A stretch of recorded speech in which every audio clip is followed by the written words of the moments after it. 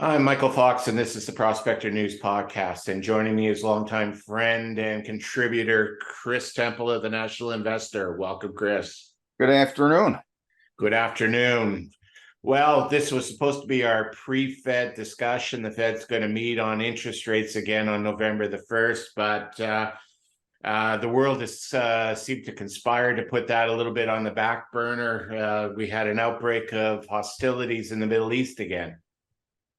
Yeah, we did. And usually when these kind of things happen, Mike, and we can go back to when Russia invaded Ukraine going on 2 years ago, there's always a knee-jerk reaction in markets. Risk assets are sold, safe havens are bought, etc. But usually after the initial knee-jerk reaction, we settled back down to what the macro situation and the market situation was before it started. With Ukraine/Russia, we saw an extended period of time where energy prices responded more than anything else. And then that settled down, thanks to last winter's very mild weather in Europe. It helped Europe catch up and rebolster energy supplies, especially natural gas. And so natural gas, though it's rallied a bit recently, and I think it's still very attractive long term, it came off the boil. Gold never really did, except briefly respond to that whole thing and so forth. Well, this week we had really a one-day pop in energy over the Hamas incursion and a lot of the murders that they committed in Israel, and now Israel is flattened large swaths of Gaza. Reportedly, as we're doing this, preparing for a ground invasion, and that's where this could get messy. But for the time being, certainly looking at the stock market, investors have shrugged this off, I think, too quickly. Time will tell, especially if, as has been rumored, there's going to be U.S. forces on the ground with Israeli ones, even if it's couched in the terms of a, quote, hostage rescue. You don't want to see U.S. troops on the ground anywhere, especially in a volatile place like that. So we'll see what happens. It's impacted some things. As you may remember, for quite a while this year, after gold made a run at all-time highs and pretty much tagged them earlier in the year, I was net bearish on gold. Actually had a recommendation for a while of shorting gold stocks. I pulled the plug on that a little bit too quickly, because following the last FOMC meeting, gold went into free fall. But that, to me, opened up a better opportunity than existed previous, and I just went long gold, about $60 ago, is right about at the bottom as we're recording this, thinking that now the final bottom is in for gold. Maybe not for gold stocks yet, although they should get some help with this as well. So that's one of the consequences. But even that, Mike, is more is a function of this new Middle East flare-up, maybe keeping the Fed on the sidelines for a bit longer. And I think that's what markets have responded to as much as anything, that they were already leaning in that direction. And now, no matter how disingenuous they may have to be in explaining it, when they meet again in 3 weeks, the Fed is probably going to seize on this as an excuse to sit on the sidelines a bit. That's a possibility. The one last thing that I observed with regards to this was the action in gold, because prior to the weekend, gold was reaching what they call the death cross, where the 50 and the 200-day moving averages were going to cross over on the downside. And generally that could cause a trap door to open up. So the hostilities, as the world burns, gold turns, as you know. It kind of saved that and pushed that problem off into the future at some point. So yeah, I gotta say though, and you know me, I'm not a rah-rah table pounding gold bug all the time. When I think it's the right to be, I am. When I think it's not, I go the other direction. And sometimes it aggravates that legion of people out there I call the Pied Pipers of the gold bug echo chamber, who were bullish on gold 365 days a year, more often ended up with egg on their face. But that said, I have said many times, and not just with gold, but with other assets, that all of this, focus on this death cross. When you see a death cross, whether it's in a stock market index, whether it's in gold or whatever it is, the story's already done. If you were worried about gold being bearish, you don't wait for a death cross. You shorted it $200 ago, like I advocated earlier, back in the springtime and the early summer. Now, when gold got so oversold technically to the point where finally you were having a 50-day moving average go underneath the 200, the trade's done when you see that happen. At least that's my opinion. So I am step by step going to be getting more constructively net bullish on gold again. And I think that that's going to be the direction for gold as we get into the early part of next year too.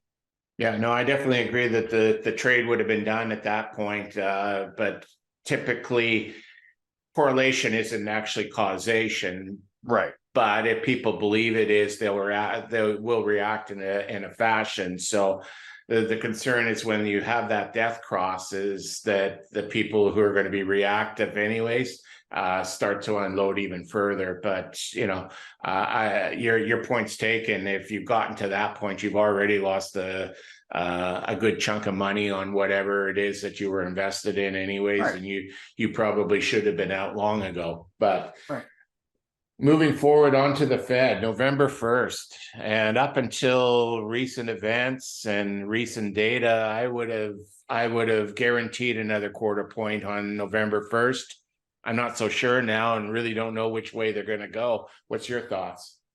Well, the preponderance of the Fed chatter in recent days, more importantly this week, given what has gone on in the Middle East and the new, element of uncertainty that adds to this whole mix, the preponderance of the talk has been that, look, after the last FOMC meeting where the majority of the Fed heads said that, yes, they see one more rate hike sometime in 2023, if not on the first, it'll be in mid-December, the last meeting of the year.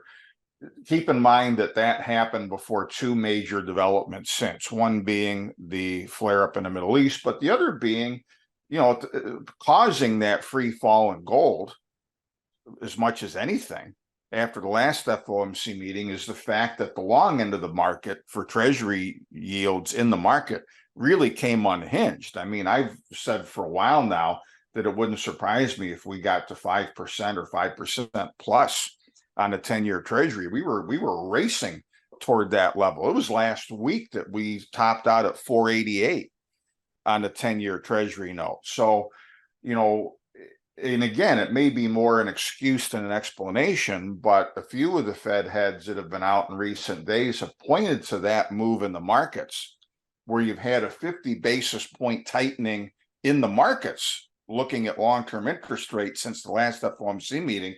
And they're saying, okay, well, the market just did some of our work for us. So maybe we can sit on our hands and see how all this plays out, acknowledging as well that we have yet to feel much of the consequences to begin with of the 525 basis points of Fed tightening that's gone on for the last year and a half now, or whatever it's been. So between that and the whole thing in the Middle East, I'm more of a mind that they're going to take the rest of 2023 off than I have been in a while. And that's despite the fact that, as we've seen yesterday and today, we're recording this on Thursday, the PPI and CPI numbers both came in showing that we're going to stay stubbornly stuck at 4% or in that neighborhood for some time to come. So they're going to keep their fingers crossed that the economy is going to start slowing down a bit more of its own initiative. And then maybe when we get to the early part of next year, revisit a bit more seriously what they're going to do. But I think that both of those things, the treasury market behavior and the Middle East, are probably going to keep them on the sidelines. Now, there are risks with that, which I talk about in my current issue, which should be out by the time people are listening to this, because part of the reason why the long end of the Treasury market kind of blew out in the last 3-4 weeks is ironically based on the idea that maybe the Fed will chicken out and won't see this through and will sit on its hands for fear of doing something bad, and really allow inflation to be baked into the cake. And this is the first time in 40 years that the bond market has looked to the Fed like this. And that carries with it its own risks if the bond market sniffs out that, contrary to what Jerome Powell just said a few short weeks ago, that he is afraid of a recession more than he thought, and he will stop short of killing inflation. That'd be interesting. Now, November 1st is the next opportunity. Then there's one more opportunity in mid-December.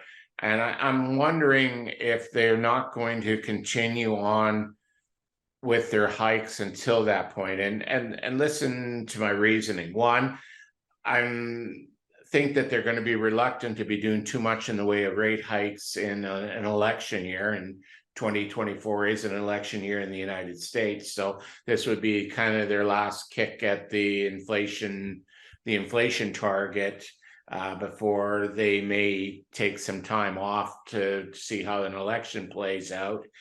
And then we're 6 weeks away from the US Thanksgiving, which is traditionally the start of the Christmas retail cycle.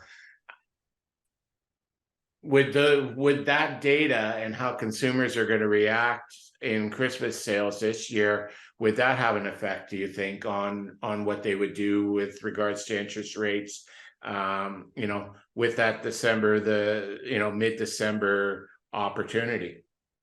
Well, I think it will, because first off, and here we are in the middle of October, I've already started to see ads from the likes of Walmart and a few other retailers that are getting out ahead and already offering discounts on all manner of merchandise. So I think that the Fed, if they wait, is going to have a lot more evidence after the Christmas shopping season that the consumer is slowing down notably, at least in some areas. Maybe not in gasoline purchases, maybe not in going out to eat, but there's already growing evidence that when it comes to appliances, when it comes to clothing, when it comes to non-durables otherwise, that people are starting to pull in their horns a bit. So they will have that going for them as far as an argument that we see the consumer finally slowing down. It's going to eventually lead to lower GDP numbers early next year, and we don't want to, contribute to overkill. So that'll be part of that narrative. Let me push back, though, on what you said about rate hikes in an election year. You could ask, unfortunately for him, he's in hospice care, so couldn't have a conversation, I'm sure, about it anymore. But Jimmy Carter would have been one to tell you that the Fed will do what it thinks it needs to do, election year or not. The late George Bush Sr. would tell you the same thing. We saw in 2000, even as the stock market decline from the oversold tech level was unfolding, that Greenspan for much of 2000 was still tightening monetary policy, incorrectly so, as it turned out. So, I don't think that it's automatic that the Fed is going to try and save Joe Biden and or whoever the nominee does turn out to be, if it's not him next year. They're in a fix, though, as I alluded to a few minutes ago, because they've already said that of the two, this Hobson's choice of either they're going to embrace a recession as a means to cool off inflation to the rest of the way, or they're going to stop short of that.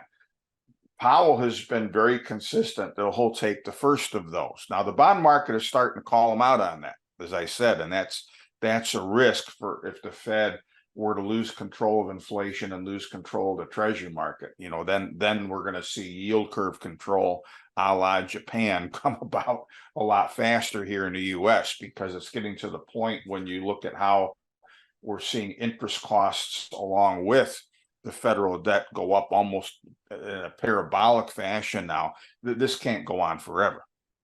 So the Fed hopes that they're not going to have to be more overt in surrendering to inflation. Now, this is an interesting time, and as I said, we got all of us for 40 years got used to living in an overall environment of disinflation.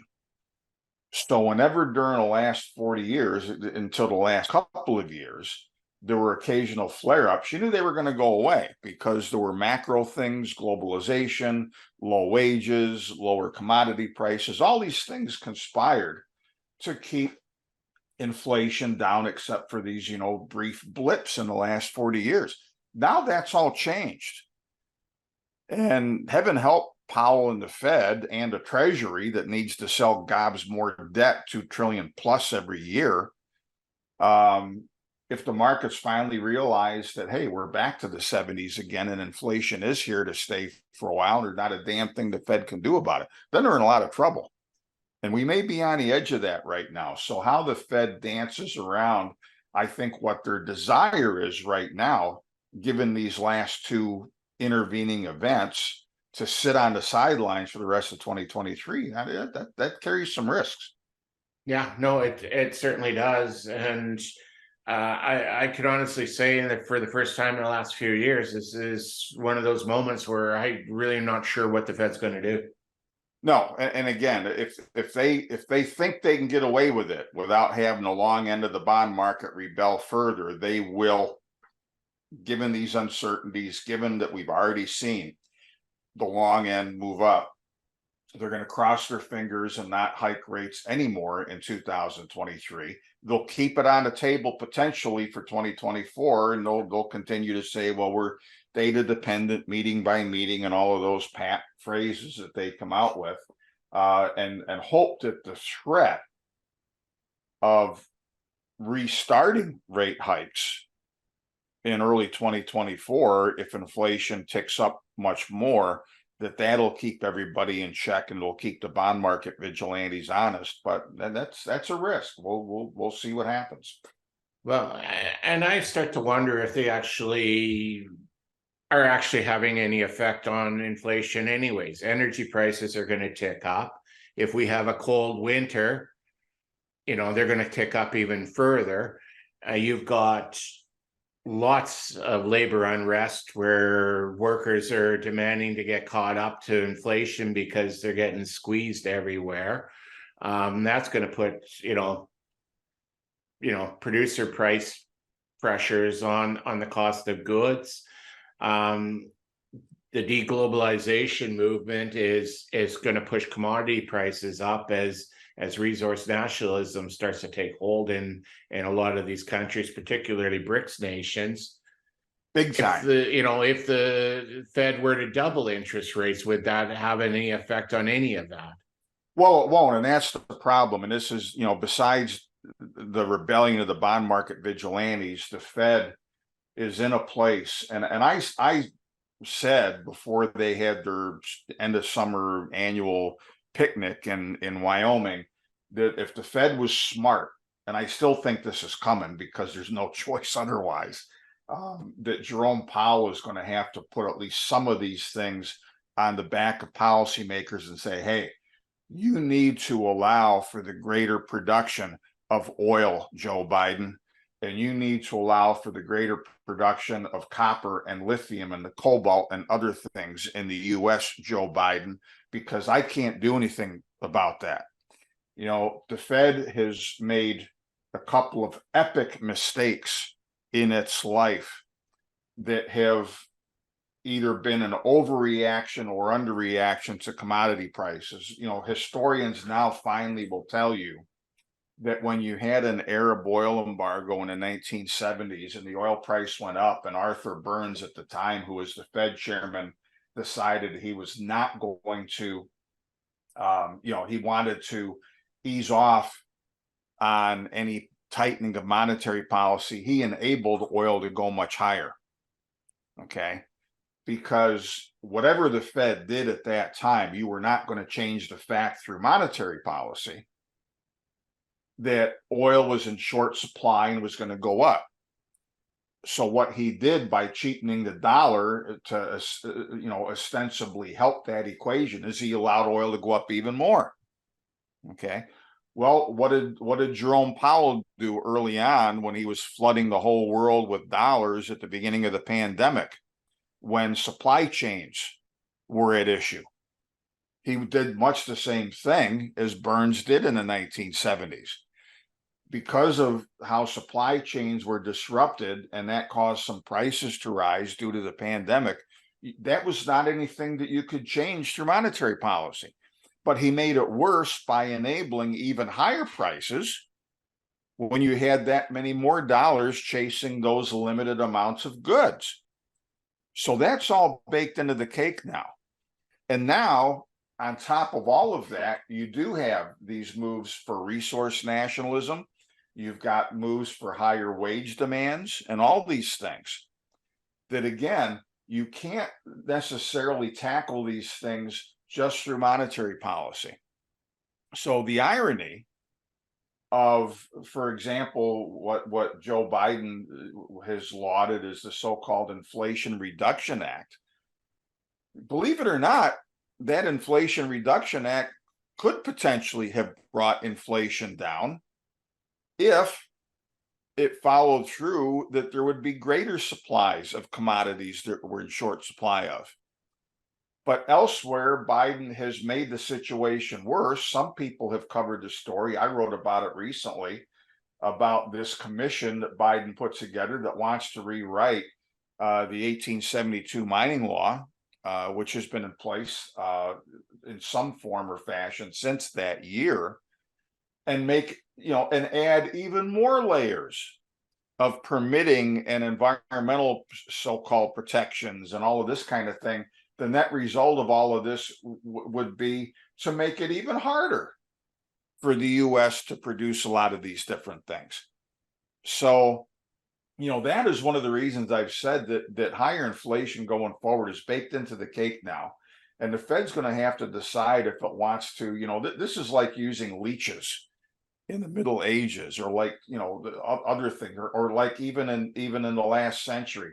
This is like treating neurological disorders by doing a lobotomy.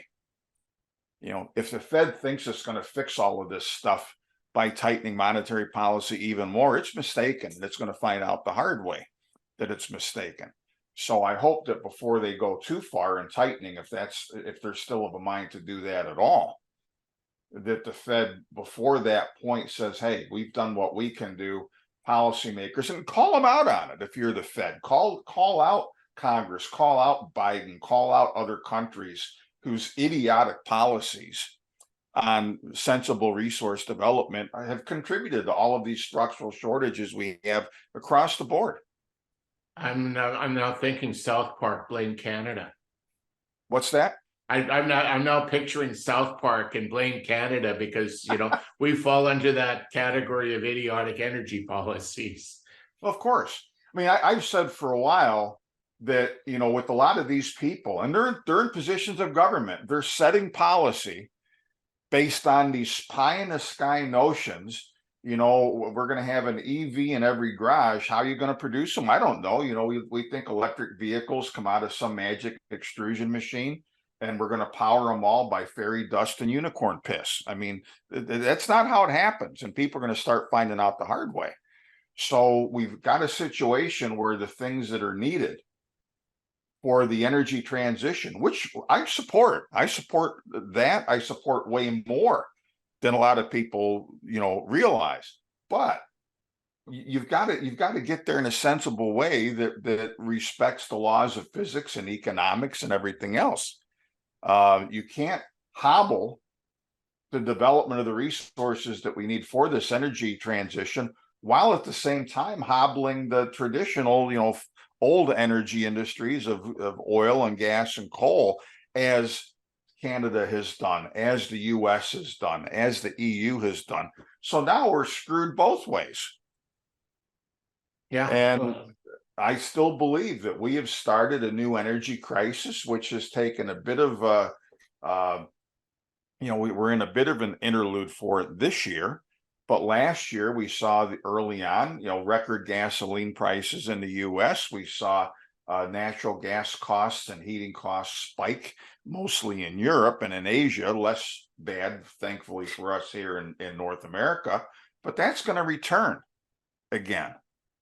Again, And we're one cold winter away from that. that's You right. know, it spiked over the Russian conflict in Europe. Now imagine what it would have been like if they had a normal winter over there That's instead right. of an So historically warm one. policymakers have put us in a terrible place. I mean, look, the Fed, and let me be clear. The Fed is the number one leading proximate cause of inflation, just by definition, by printing too much money for the markets and for the economy both. So I'm not taking that primary responsibility off of Jerome Powell's shoulders. But there are other complicating and aggravating factors, this being one of them, with policymakers having put us in a worse position because of the structural shortfalls of supply of everything. So we've already seen, first and foremost, with the uranium market and how bullish a situation that is. And folks, if you didn't see it, go to Twitter, look up Justin Hune, the Uranium Insider. I was on his webinar midweek this week. Phenomenal work that Justin does to show just how bullish the setup is for uranium. It is still the single best example of many that are out there of structural shortfalls in supply leading to a rip-roaring bull market that has only just started, and a lot of profits still ahead for investors. Other commodities that we're going to fill in, along the way, copper at $3.50 a pound this week is just asinine. To me, copper at $3.50 a pound is like uranium when it was still $30, or crude oil at $30. It's just unsustainable.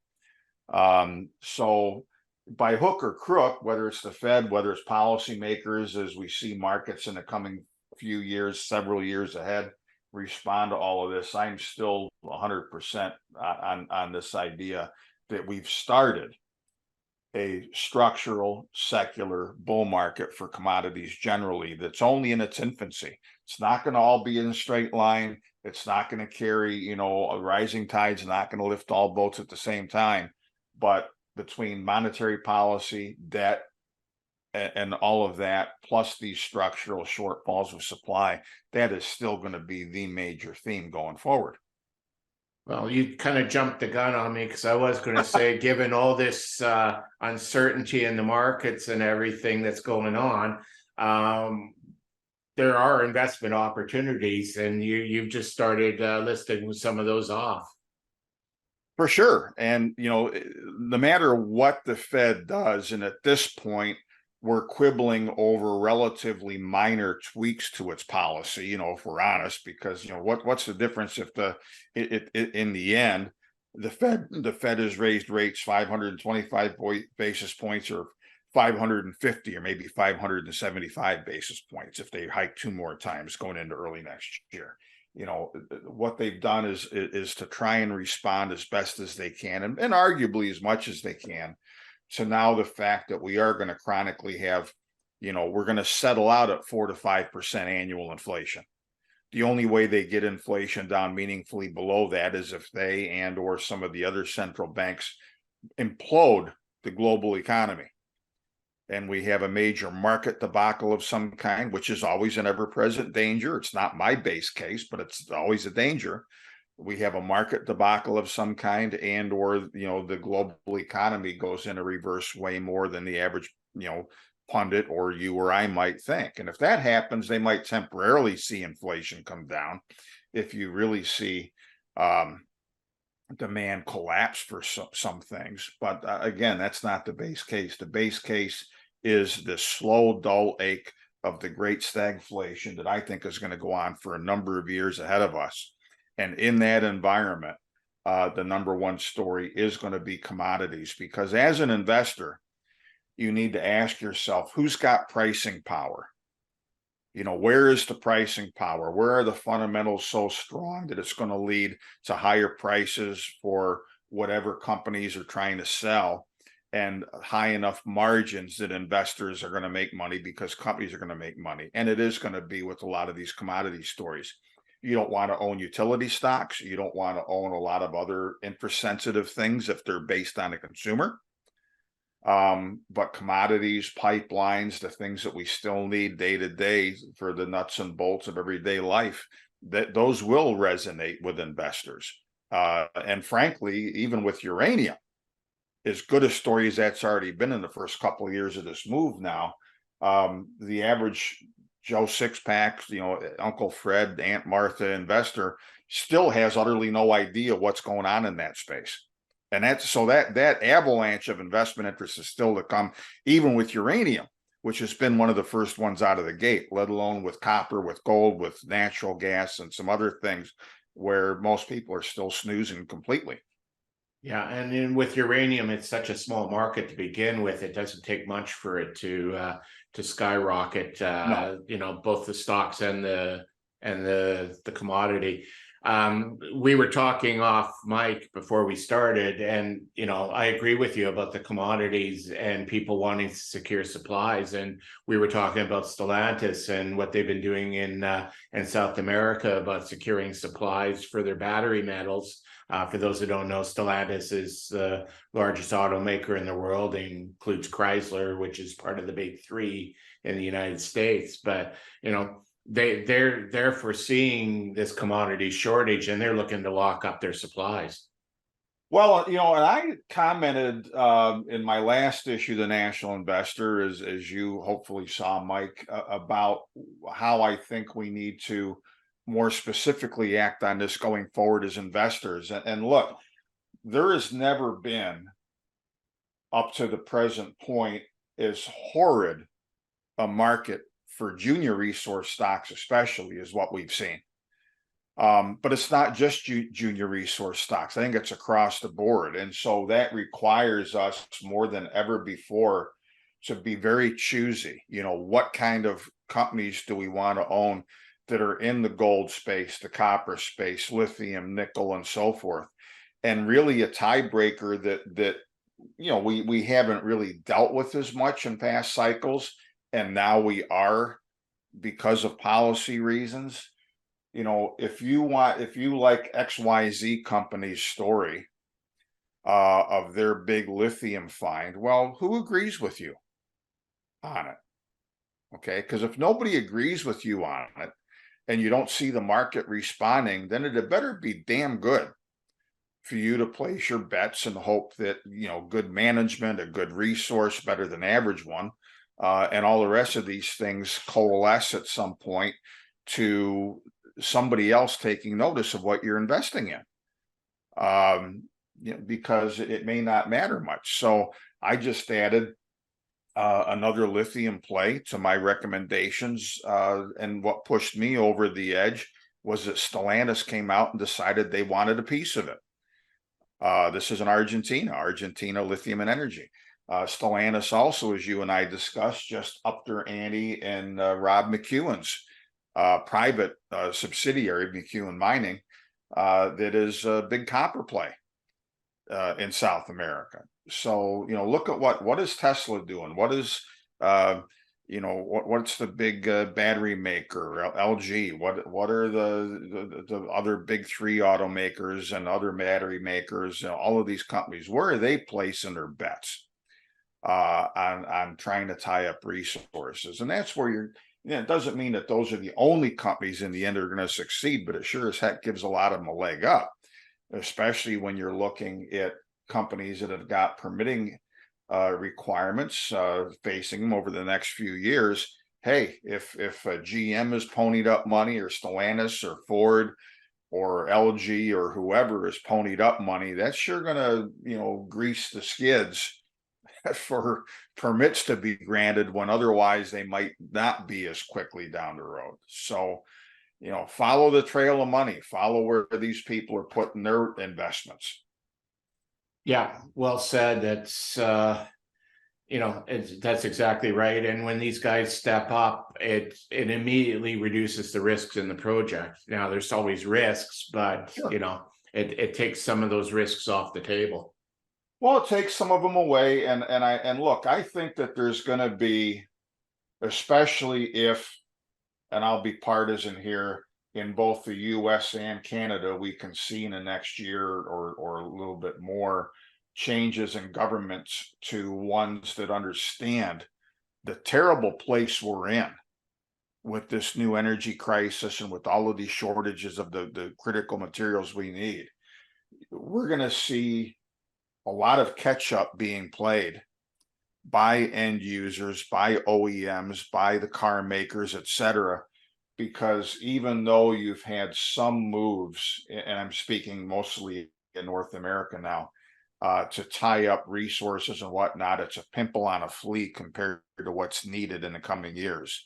And especially if we were to see policymakers warm up to this idea or wake up to this idea, there's way more of this that's going to come if these end users realize that now it's not as big a risk for them to take bets, to place bets, to put some investment dollars to work, to tie up some supplies in areas where maybe they don't want to do it right now. You know, we've talked before, you and I know more than once, and I've talked about it numerous times, that when I think that there are companies, for instance, that would be investing more in Minnesota were it not for the Biden administration deep sixing almost entirely now, for all practical purposes, two major development stage battery metals projects, that being Polymets and Twin Metals Minnesota up in the Iron Range. Even Talon Metals, with some of the money that they've been receiving for a project, I think it's in North Dakota, to do some processing of metals. What the hell are they going to have to process if there's still roadblocks to actually getting permitted and having their project in north central Minnesota get off the ground? So here again is where a lot of just idiocy and I think deliberately self-destructive policies have been put in place, mostly by Biden's Interior Secretary, who just seems to have it in for U.S. industry generally. We need to get these people the hell out of the way if we're going to have any hope of getting ourselves off of foreign supplies of a lot of different things. Yeah, well, our energy minister in Canada is anti-energy, so go figure. Yeah, and those are the kind of people making decisions. Those are the kind of people that have seeded this new energy crisis and crisis over now lots of different minerals. I mean, look, with all of the, maybe one benefit, I hate to put it this way, of what's going on in the Middle East is it's going to take the pressure and some of the funding out of the Russia-Ukraine situation, let Russia consolidate what the part of Ukraine that it wants and be done with it, okay? Because if that gets worse, the next step, and this has been rumored in recent days, is that Russia now cuts off enriched uranium exports to the U.S. way before we're in a place to be able to replace those ourselves. Then we're screwed as far as fuel for all these nuclear plants, which still provide 1/5 of all of our power grid in the U.S. Yeah, well, it's I had an earlier conversation with one of my other contributors, young guy from Britain, and I talk about the ripples in a pond. If you take and put your finger in a pond, there's ripples. And right. Most of the times those decisions are insignificant, but every once in a while, those ripples turn into a tsunami someplace. Yep. So we're in a precarious place, and it's been idiotic policy as much as anything that's brought us here, and I unfortunately believe that we're going to see repeats of what we had with the extremes in energy prices last year. We're going to see more shortages of other things going forward. Don't forget that in a few places already, the UK being a big example, the UK's prime minister just pretty much put off their previously stated goal in that country for how quickly they're going to get EV uptakes and he did it because of a realization that the building blocks ain't there for this. Yeah. Well, I've been saying for a while that we can't get from A to B. We don't have enough resources to do that. That's right. Given the times and everything, we're a couple of weeks away from the New Orleans Investor Conference that Brian London puts on. You and I are both going to be there in the flesh. We'll actually see each other instead of through a computer screen. But there's going to be lots of other experts there to talk about these geopolitical topics that we've covered here. And I would suggest that we should invite those listening to come and join us down in New Orleans at the end of the month. Absolutely. It's what varying opinions make markets, and everybody that's going to be there is interested in one way or another, or shilling, if you will, in one way or another for gold specifically, or resource stocks generally. It's not just, of course, a gold conference, even though that's where this started way back when with the late Jim Blanchard.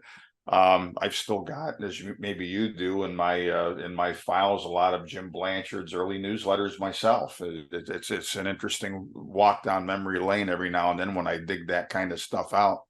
But yeah, it's always good to get together and visit with like-minded people and try and make sense of the world and figure out what we need to do as a consequence of where we are today with all these things we've been discussing. Yeah, for sure. I'll put a link to registration on my website. The conference runs from November 1st to the 4th down at the Hilton Riverside in downtown New Orleans. So if people want to follow your musings, how would they get a hold of you, Chris? Well, either follow me on Twitter. My handle is @NatInvestor. Or go to my website, nationalinvestor.com. Make sure that you're on my mailing list for things that are going to be coming out in the near term, most of which is going to be a new round of thematic special issues that I put out on battery metals. The next one coming up within just a few days, finally, on top of the videos I did recently on the subject, will be my own special issue on the uranium space. We're going to do gold. We're going to do story stocks and biotechs, and a lot of different things coming up in between now and year end. Perfect. And our next discussion will likely be after the 1st and in person down in New Orleans, where we can sit across the table from each other and have this kind of discussion. But the Fed on the 1st will have to talk about what they do finally decide to do. Yep. And again, as we talked about earlier in this discussion, that's fraught with more risk than ever, but that's the world in which we live. And that's what the consequence of the kind of monetary system we have in the first place, which is a whole other discussion for another day. True that. So thanks very much for joining me, and we'll see you in a couple of weeks down in NOLA. Looking forward to it. Take care, Mike.